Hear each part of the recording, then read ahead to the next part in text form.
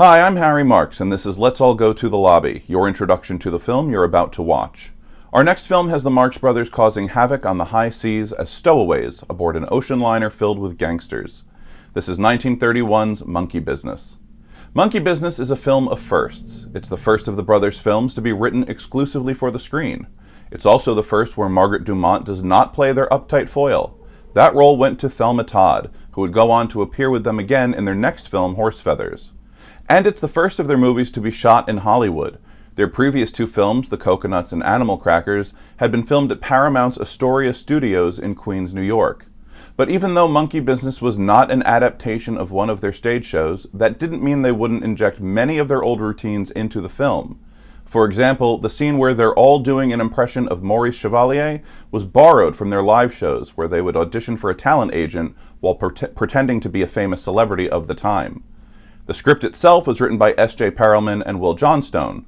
Johnstone had worked previously on the brothers' earlier Broadway debut, I'll Say She Is, in 1923, but Perelman was new to their style. Producer Herman Mankiewicz told him that the brothers were, quote, mercurial, devious, and ungrateful.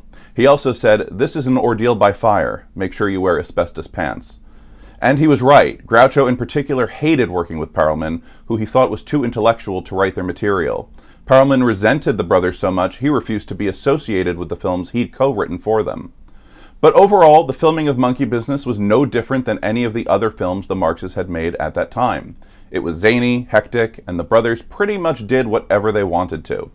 And the result was a box office smash for both the Marxes and Paramount. So much so that a sequel was planned to follow, with more gangsters set to appear in this new film as well. Sadly, while the studio was getting things ready, the 20-month-old son of aviator Charles Lindbergh had been kidnapped and killed, supposedly by the mafia. Given the poor timing, they quickly changed course and began work on Horsefeathers instead. And if there's one thing the Marx Brothers knew best, it was timing.